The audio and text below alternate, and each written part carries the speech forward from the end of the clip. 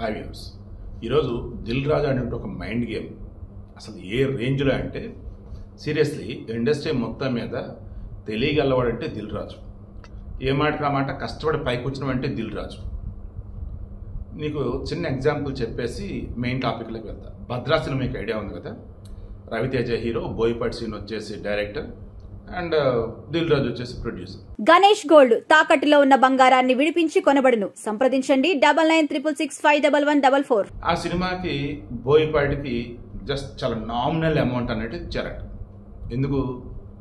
కొత్త director and ఆయన నమ్మి సినిమా తీస్తున్నాడు దిల్ రాజు. సో మొత్తాన్ని సినిమా తీస్తారు, సూపర్ డూపర్ హిట్ అయ్యింది. ఇక ఈ భద్రా సినిమాకి సంబంధించేసి రైట్స్ వేరే లాంగ్వేజ్లకు అమ్మేశారు.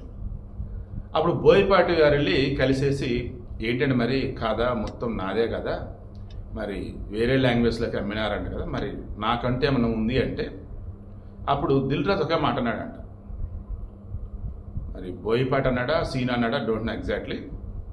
ఏంటి మిమ్మల్ని నమ్మి ఈ సినిమా తీసా, అది కూడా ఏ రకంగా మీకు ఒక ఆఫర్ ఇస్తున్నా, ఇది సక్సెస్ అయితే ఇక మీకు తిరుగుండదు, గోల్డెన్ ఆఫర్లు వస్తాయి.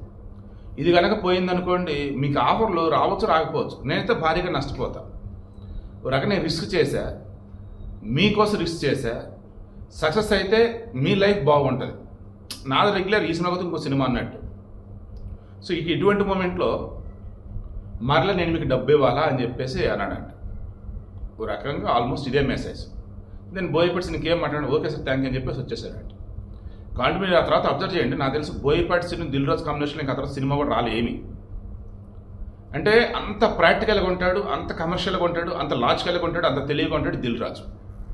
అటువంటి దిల్ రాజు కాబట్టే ఇప్పుడు పవన్ కళ్యాణ్కి సంబంధించి జనసేన నాయకుడు ఎవరైతే ఉన్నారో రాజమండ్రి అర్బన్ నియోజకవర్గానికి సంబంధించి అత్తి సత్యనారాయణ, అతనికి అనుశ్రీ ఫిలిమ్స్ అని చెప్పేసి ఎగ్జిబిటర్ కూడా, అనుశ్రీ ఫిలిమ్స్ అధినేత ఎగ్జిబిటర్.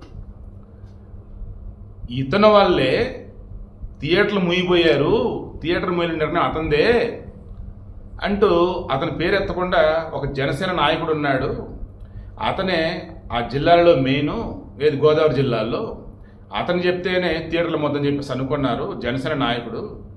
మాదేముంది, మేము అసలు పవన్ కళ్యాణ్ సినిమాకి ఎదురు వెళ్ళగలమా మేమని చెప్పేసి ఇది చేశాడు. ఇమీడియట్గా పవన్ కళ్యాణ్ సీరియస్ అయ్యారు. జనసేన పార్టీ వాళ్ళకి సంబంధించి క్రమశిక్షణ సంఘం చర్యలు అనుకోవచ్చు, లేదన్నప్పుడు ఇంకేదైనా కానీ. ఇది యాక్చువల్గా సినిమాకి సంబంధించిన విషయం. కానీ పవన్ కళ్యాణ్ సినిమా కదా, పవన్ కళ్యాణ్ ఎవరు జనసేన అధినేత కదా, సినిమానే, రాజకీయం అనుకున్నా ఆ సినిమాలో ఉన్నది ఎవరు? పవన్ కళ్యాణ్ కదా, జనసేన అధినేత కదా. మరి అతని సినిమా రాబోతున్నప్పుడు థియేటర్ క్లోజ్ చేయడం ఏంటి, క్లోజ్ చేయాలని ఆలోచన రావడం ఏంటి? అసలు అల్లు అరవింద్ చెప్పింది అదే కదా, పవన్ కళ్యాణ్ సినిమా రాబోతున్న మూమెంట్లో థియేటర్ క్లోజ్ చేయాలని ఆలోచన రావడం దుస్సాహసం. అసలు అలా ఎవరు చేస్తాడు? అసలు నేనైతే కాదు, ఆ నలుగురులో నేను లేనరా బాబు అన్నాడు.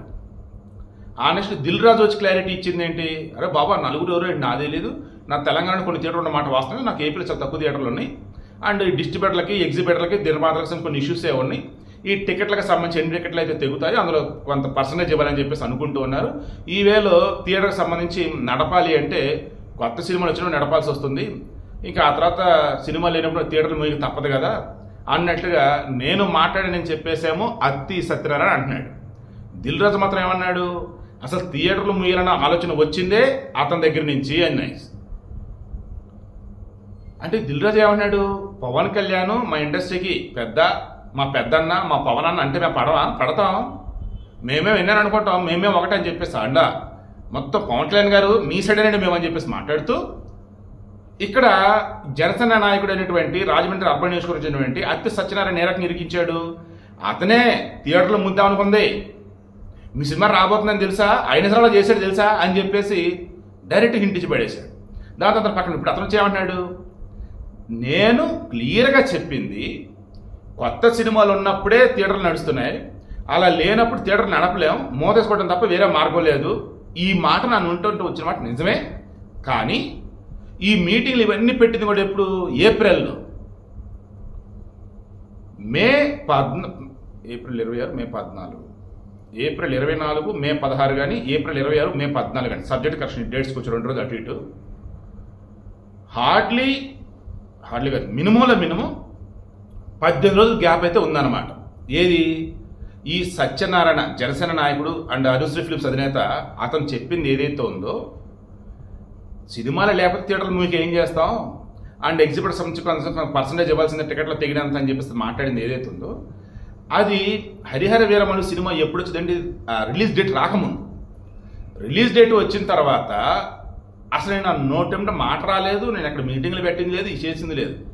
కానీ మీటింగ్ ఎవరు పెట్టారు ఏంటి, ఇదిగో డేటా అని చెప్పేసి ఒక వీడియో లాంటిది బయటికి ఇచ్చి అందులో మొత్తం రిటర్న్ ప్రూఫ్ చూపిస్తూ, శిరీష్ రెడ్డి, ఎవరి శిరీష్ రెడ్డి, దిల్ రాజు తమ్ముడు, ఆ శిరీష్ రెడ్డి అన్నాడు, ఇప్పుడు మేము చెప్పింది కనుక చెయ్యకపోతే, మాకు గనక కమిషన్ ఇవ్వకపోతే, టికెట్లు అన్ని దిగితే అన్ని మేము థియేటర్లు మూసేస్తామని చెప్పేసి అతను అన్నాడు. ఇదిగో పలానా డేటు పలానా చోట కలిశారు, ఎవరు మీటింగ్ పెట్టారు, మొత్తం అదే డేటా ఉంది. దిల్ రాజు గారు మీరు చెప్పండి, నన్ను మీరు ఎలా ఇరికించారు తెలుసా? రాజకీయంగా నేను జనసేన పార్టీలో ఉన్నా, నా ప్రాణం ఉన్నంత వరకు నేను పవన్ కళ్యాణ్ సైడే ఉంటా. బట్ ఈరోజు క్రమశిక్షణ చర్యలు నన్ను పక్కన పెట్టారు వాళ్ళు, బట్ నేను ప్రూవ్ చేసుకుంటా నా తప్పు ఏమీ లేదని. బట్ మీరు ప్రూవ్ చేయగలరా నా తప్పు ఉందని చెప్పేసి అన్నాడు. దిల్ రాజు గారు రండి, నా తప్పు ఏమన్నా ఉంటే చూపించండి, నా తప్పు ఏమీ లేదు, కానీ మీ తమ్ముడు తప్పు ఉంది, నా దగ్గర ప్రూఫ్ ఉంది అన్నాడు. చాలా అసలు అక్కడ చాలా అసలు ఒక్కసారిగా దిల్ రాజు ఐఎమ్ షూర్ ఖచ్చితంగా షేక్ అయిపోయి ఉంటాడు. బాబాయ్ ఏం చేయలేంటారు బాబు అని చెప్పేసి అనుకొని ఉంటాడు. అండ్ ఈలోపు ఏంటి, ఈ అత్తి సత్యనారాయణ అన్నాడు అనుశ్రీ ఫిలిప్స్ అధినేత, జనసేన పార్టీకి మాజీ నాయకుడు, ఇప్పుడు ఇతను ఏం చేయాలి, ఈ శిరీష్ రెడ్డితో ఎవరైతే కలిసి ఉన్నారో దిల్ రాజు తమ్ముడితో ఆ మీటింగ్ ఎవరైతే ఎక్కడైతే పెట్టున్నారో వాళ్ళు ఎవరు, డిస్ట్రిబ్యూటర్లు ఎవరు, ఎగ్జిబిటర్లు ఎవరు, సినిమా హాల్ యజమానులు ఎవరు, ఏంటి ఇవన్నీ కలగలుపుకొని ఆ వేళ వాళ్ళందరూ కూడా ఒక చోటకు వచ్చేసి నిజాలు ఏంటో పవన్ కళ్యాణ్కో లేకపోతే కందులు దుర్గేష్కో చెప్తే క్లారిటీ వచ్చింది. ఇక ఆ నలుగురు అంటున్నారు కదా, వాళ్ళు ఎవరో నేను చెప్తాను వినండి అన్నాడు. ఏషియన్ సినిమాస్ అంటారు, సునీల్ నారంగ్ అని చెప్పేసి ఆయన కీలకం. వీళ్ళు మొదట సురేష్ ప్రొడక్షన్స్ వాళ్ళతో కలిసి కొన్ని సినిమాల్లో ప్రొడ్యూస్ చేయడం కావచ్చు, లేదంటే బయట కొన్ని మల్టీప్లెక్స్ నిర్మాణం చేసి అందులో షేరింగ్ అనమాట. సురేష్ బాబు, దగ్గుబడి సురేష్ బాబు చాలా తెలియగలవాడు, చాలా జాగ్రత్తగా ఉంటాడు.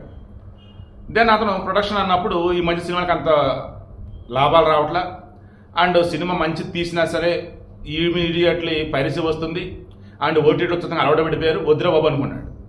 తక్కువ బడ్జెట్ అండ్ బెస్ట్ వేలో లాభాలు వస్తుంటే అది ఓకే ప్రొడ్యూస్ చేస్తున్నాడు. లేదా ఎవరైనా ఒక సినిమా తీస్తే దాన్ని మొత్తం చూసి ఈయన కొనేస్తున్నాడు అవుట్ రైట్ మొత్తం, ఎందుకంటే ఈ థియేటర్లు ఈయన ఉన్నాయి కాబట్టి డిస్ట్రిబ్యూటర్గా. అలా ఏషియన్ సినిమాస్ ఒక అతను, అన్న సునీల్ నారాయణ్ అండ్ సురేష్ బాబు, ఆ నలుగురులో వీళ్ళిద్దరు అండ్ దిల్ రాజు తమ్ముడు శిరీష్ రెడ్డి, వీళ్ళు సామి ఆ నలుగురు వీళ్ళే, అల్లరిని కూడా లేడు అంటూ ఆయన అల్లూరి ఆల్రెడీ చెప్పిందే ఈ మళ్ళీ క్లారిటీ ఇచ్చేశాడు. దిల్ రాజు తమ్ముడు శిరీష్ రెడ్డి, సురేష్ బాబు అండ్ సునీల్ నారాయణ్, వీళ్ళు నలుగురే నాయన, ఆ నలుగురు వాళ్ళు అల్లంతా అల్లలాడిపోతున్నారు అని చెప్పేసి మరలా క్లారిటీ ఇచ్చాడు. సో వీడియో క్లోజ్ చేస్తున్నాను. జనసేన పార్టీ నాయకుడిని ముందు పెట్టి ఆయన తమ్ముడిని సేవ్ చేసుకున్నాడని చెప్పేసి దిల్ రాజు మీద ఇతను చాలా క్లారిటీగా, చాలా కాన్ఫిడెంట్గా, ధైర్యంగా చెప్తా ఉన్నాడు. నా దగ్గర ప్రూఫ్ నేను నిరూపిస్తా అంటున్నాడు. At the same time Dil రాజును కమల్ హాసన్ మించిన యాక్టింగ్ చేస్తున్నావు కదా, నటిస్తూ ఉన్నావు కదా, రా ముందుకు రా, నా తప్పే ఉందో నువ్వు చూపించు. థియేటర్లు మూసేమని నేను చెప్పానా? పవన్ కళ్యాణ్ సినిమా రిలీజ్ కాబోతుంటే థియేటర్లు మూసేద్దని నేను అన్నానా? నిరూపించయ్యా అని చెప్పేసి అంటున్నాడు. సో ఎప్పుడు కూడా మనం చూసేది వినేది నిజం అనుకోలేమండి, దీని వెనక ఇంకా చాలా ఉంటుంది. ఇదే ఏప్రిల్ 19న తూర్పుగోదావరి జిల్లాలో జరిగింది. దాన్ని మొత్తం ఎపిసోడ్ అంతా అక్కడి నుంచి వచ్చింది. సత్యనారాయణ జనసేన నేత చేసేయడానికి మొత్తం అంతా తిప్పి నా మీద పెట్టడానికి, వాళ్ళ తమ్ముడిని కప్పిపించుకోవడానికి చేశారు. ఈ 3 సెక్టర్లో కూడా మీరు ఆన్ ద రికార్డ్ తీయండి. ఇదే దిల్ రాజు సోదరుడు శిరీష్ రెడ్డి ప్రకటించాడా లేదా? ఏమని ప్రకటించాడు? చాలా మంది డిస్ట్రిబ్యూటర్లు కొద్దిగా వ్యతిరేకిస్తే అందరూ ఆశ్చర్యపోయారు కూడా. ఎవరు ఏమనుకున్నా సరే నా మాట ఏషియన్ సునీల్ అంటే సురేష్ బాబు, మా మాట ఒకటే, ఎవరు ఏమైనా పోయినా జూన్ 1 నుంచి థియేటర్లు బంద్ అని ప్రకటించింది ఆ వ్యక్తి శిరీష్ రెడ్డి. వాళ్ళ తమ్ముడిని కప్పుపించుకోవడానికి ఇది మొత్తం అంతా మా పార్టీ మీద, నా మీద రుద్దడానికి ఇది అతను దుష్ట ప్రభావంగా చేశాడా లేదా, అది వాస్తవా కాదు. ఆన్ ద రికార్డులు తీయండి. 3 ఆటలను కూడా తొడగొట్టి మరీ చెప్పాడు శిరీష్ రెడ్డి. ఎట్టి పరిస్థితుల్లో 3 సెక్టార్లో, ఈ 3 సెక్టార్ మీటింగ్లో కూడా 1వ తారీఖు బంద్ చేస్తున్నాను. అది నిజం కాదా?